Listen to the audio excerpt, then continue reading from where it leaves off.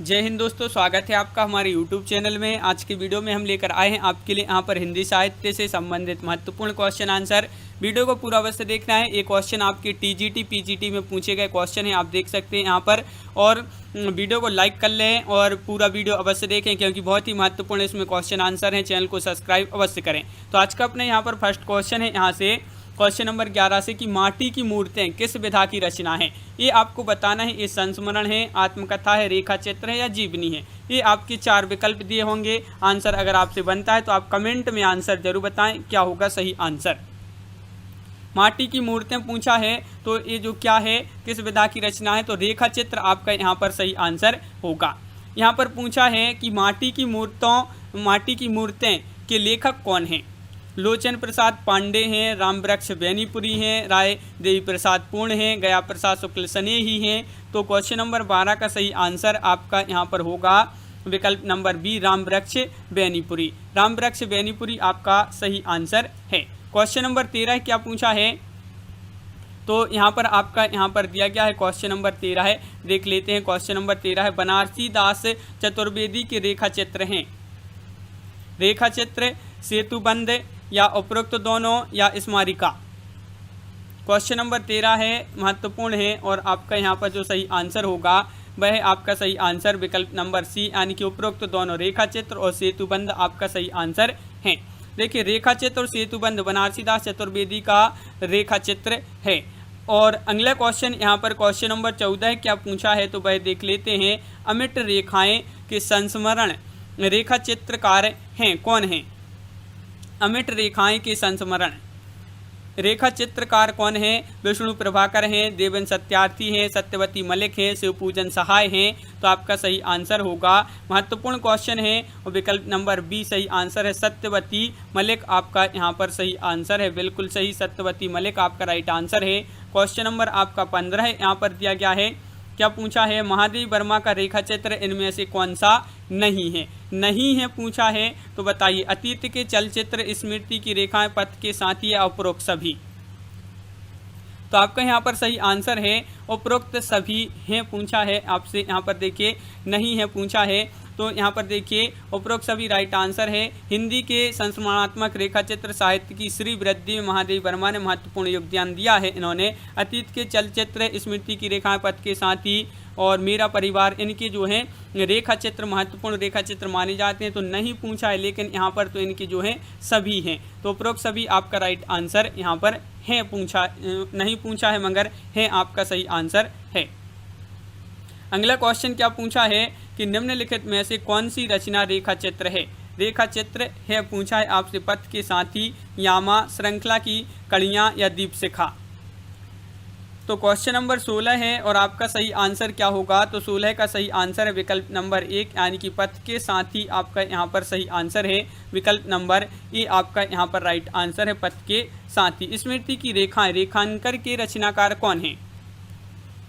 तो अब भी पढ़ा, स्मृति की रेखाएं, रेखांकन के जो रचनाकार हैं वह महादेवी वर्मा जी हैं। कौन है, महादेवी वर्मा। तो विकल्प नंबर बी आपका सही आंसर है। ये क्वेश्चन बहुत ही महत्वपूर्ण है आपके। और क्वेश्चन नंबर आपका 18 पूछा है, महादेवी वर्मा द्वारा लिखित पथ के साथी में निम्नलिखित में से किस साहित्यकार का संस्मरण नहीं है। तो किस साहित्यकार का संस्मरण इसमें नहीं है। मैथिली शरण गुप्त, रविन्द्रनाथ टैगोर, सूर्यकांत त्रिपाठी निराला, अयोध्या सिंह उपाध्याय, हरिऔध।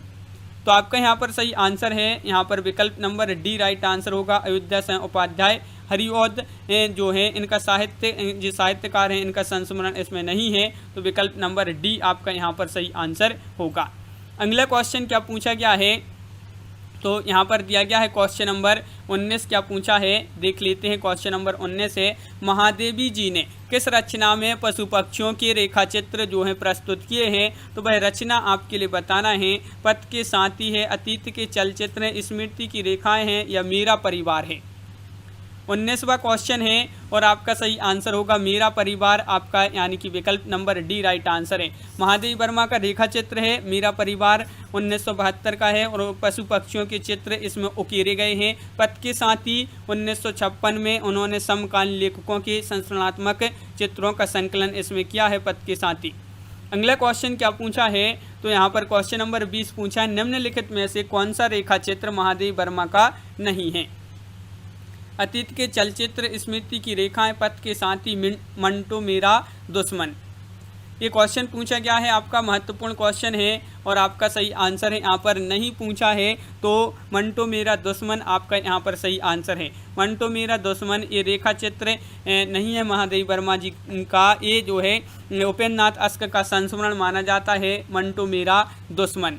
अगला क्वेश्चन क्या पूछा है? तो क्वेश्चन नंबर 21 आपसे यहाँ पर पूछा गया है, निम्न में ऐसे कौन रेखा चित्र विधा की रचना नहीं है?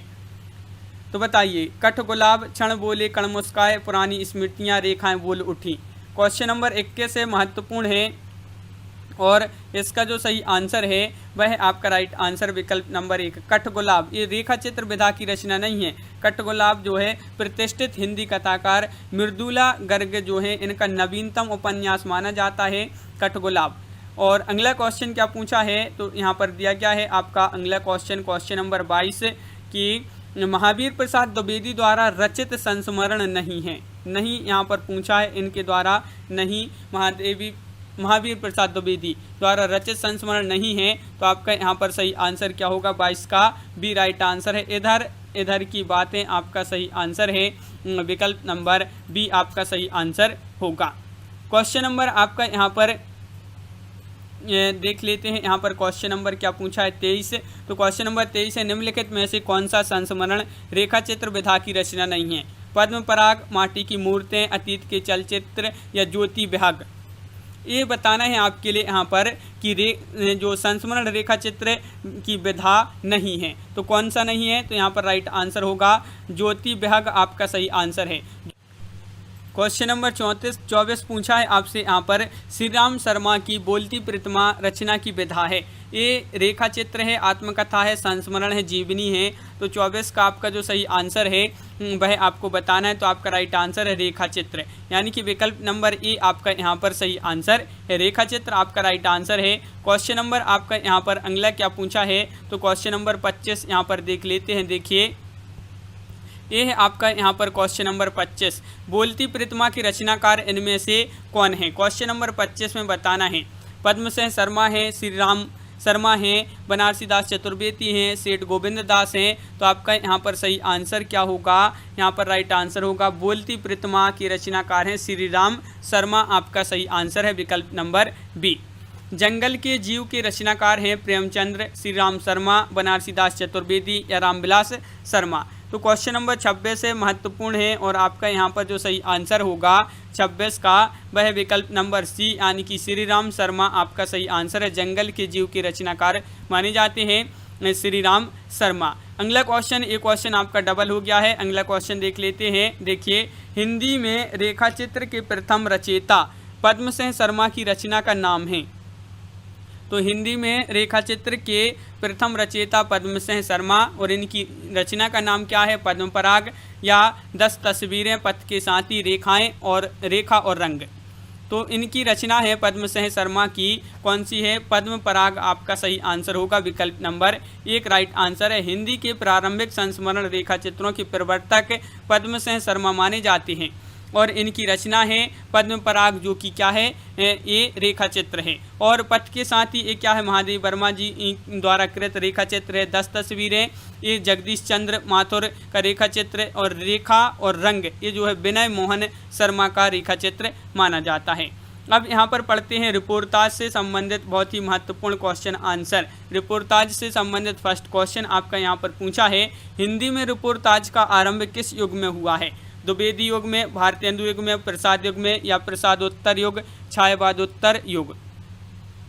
तो क्वेश्चन नंबर आपका फर्स्ट है और आपका यहाँ पर रिपोर्टाज से संबंधित पहला क्वेश्चन है विकल्प नंबर डी राइट आंसर। 2011 में टीजीटी में पूछा गया था। प्रसादोत्तर युग, छायावादोत्तर युग आपका यहाँ पर सही आंसर है। हिंदी में रिपोर्टाज का आरंभ माना जाता है। क्वेश्चन नंबर 2 क्या पूछा है आपसे यहाँ पर? तो देख लेते हैं। क्वेश्चन नंबर 2 है, नवीन रिपोर्टाज की परंपरा किस रचना से आरंभ होती है? तो नवीन रिपोर्टाज की जो परंपरा आरंभ होती है वह कौन सी रचना से होती है? लक्ष्मीपुरा, बंगाल का अकाल, तूफानों के बीच या स्वराज्य भवन। तो 2 का राइट आंसर आपका यहाँ पर जो होगा वह है आपका लक्ष्मीपुरा, आपका सही आंसर होगा। लक्ष्मीपुरा बिल्कुल सही आंसर बताया है। यहाँ पर अब पूछा है आपसे यहाँ पर कि लक्ष्मीपुरा किस विधा की रचना है। ये यात्रा वृत्त है, रिपोर्टाज है, निबंध है या डायरी है। तो आपका यहाँ पर सही आंसर है यहाँ पर विकल्प नंबर आपका सी राइट आंसर होगा, रिपोर्टाज। रिपोर्टाज पढ़ रहे हैं अपन यहाँ पर, रिपोर्टाज विकल्प नंबर सी आपका राइट आंसर है। लक्ष्मीपुरा किस विधा की रचना है, तो रिपोर्टाज आपका सही आंसर। क्वेश्चन नंबर 4 है, हिंदी साहित्य के पहले रिपोर्टाज लेखक होने का श्रेय प्राप्त था। भारतेंदु हरिश्चंद्र जी को, शिवदान सिंह चौहान, महावीर प्रसाद द्विवेदी, आनंद कौत्सायन। तो आपका यहाँ पर राइट आंसर है, क्या है राइट आंसर, तो यहाँ पर विकल्प नंबर सी राइट आंसर है, शिवदान सिंह चौहान। शिवदान सिंह चौहान इनको जो है पहले हिंदी साहित्य के पहले रिपोर्टाज लेखक होने का श्रेय प्राप्त है, शिवदान सिंह चौहान।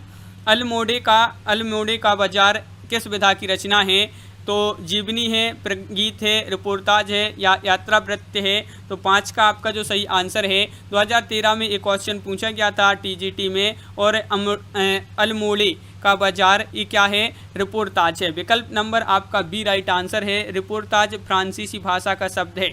अगर पूछा जाए रिपोर्टाज किस भाषा का शब्द है, तो फ्रांसीसी भाषा का शब्द माना जाता है रिपोर्टाज। अगला क्वेश्चन क्या पूछा है, तो यहाँ पर दिया गया है अगला क्वेश्चन नंबर 6 आपसे पूछा है, क्या पूछा है देख लेते हैं। अल्मोड़े का बाजार रिपोर्टाज के लेखक कौन है। भगवत शरण उपाध्याय हैं, प्रकाश चंद्र गुप्त हैं, रघुवीर सहाय हैं, रांगे राघव जी हैं। तो क्वेश्चन नंबर 6 है और आपका सही आंसर है यहाँ पर इसके जो लेखक पूछा है, तो विकल्प नंबर सी राइट आंसर है, यानी कि प्रकाश चंद्र गुप्त आपका सही आंसर यहाँ पर है। बंगाल का अकाल रिपोर्टाज के लेखक कौन है। क्वेश्चन नंबर 7 है, महत्वपूर्ण है, बंगाल का अकाल रिपोर्टाज है। ये अगर पूछा जाए बंगाल का अकाल किस विधा की रचना है, तो रिपोर्टाज है, और इसके जो लेखक हैं वह कौन है, तो आपका 7 का राइट आंसर यहाँ पर क्या होगा। देखिए, बंगाल का अकाल रिपोर्टाज के लेखक प्रकाश चंद्र गुप्त हैं, प्रकाश चंद्र गुप्त हैं। तो यहाँ पर आपका विकल्प में नहीं दिया गया है प्रकाश चंद्र गुप्त। यहाँ पर आप देख लेते हैं, देखिए यहाँ पर लिखा है कि बंगाल का काल रिपोर्टाज के लेखक प्रकाश चंद्र गुप्त हैं। गुप्त जी का बंगाल का काल शीर्षक रिपोर्टाज पर लिखे गए रिपोर्टाजों के बीच महत्वपूर्ण स्थान रखता है। और क्वेश्चन नंबर आपका यहाँ पर 8 पूछा है, क्या पूछा है देख लेते हैं। बंगाल का काल नामक रिपोर्टाज किसकी रचना है, तो यहाँ पर आपका सही आंसर होगा, यहाँ पर भी आपका वही आंसर है, क्या राइट आंसर, ये जो है प्रकाश चंद्र गुप्त जी का है। यहाँ पर भी विकल्प में आपके नहीं दिए गए हैं प्रकाश चंद्र गुप्त, तो इनमें से कोई नहीं आपका राइट आंसर होगा। क्वेश्चन नंबर 9 पूछा है आपसे कि तूफानों के बीच नामक रिपोर्टाज के लेखक कौन है। शिवदान सिंह चौहान हैं, रांगे राघव हैं, धर्मवीर भारती हैं या फिर शमशेर बहादुर सिंह हैं। तो क्वेश्चन नंबर 9 है, 4 विकल्प आपके यहाँ पर दिए गए हैं। तूफानों के बीच नामक रिपोर्टाज पूछा है और इसके लेखक जो है वह हैं कौन, रांगे राघव। रांगे राघव आपका विकल्प नंबर बी यहाँ पर सही आंसर होगा, बिल्कुल सही आंसर बताया है, बहुत बढ़िया, विकल्प नंबर बी आपका राइट आंसर है। क्वेश्चन नंबर 10 आपसे यहाँ पर पूछा गया है, देख लेते हैं। तूफानों के बीच किस विधा की रचना है। तूफानों के बीच किस विधा की रचना है, ये आपको बताना है। तो आपका राइट आंसर होगा यहाँ पर विकल्प नंबर 1, यानी कि रिपोर्टाज है। ये रिपोर्टाज है, तो विकल्प नंबर 1 आपका यहाँ पर सही आंसर है। 1941 में बंगाल के भीषण अकाल की काली छाया को रांगे राघव ने रिपोर्टाज के माध्यम से सशक्त शैली में व्यक्त किया है।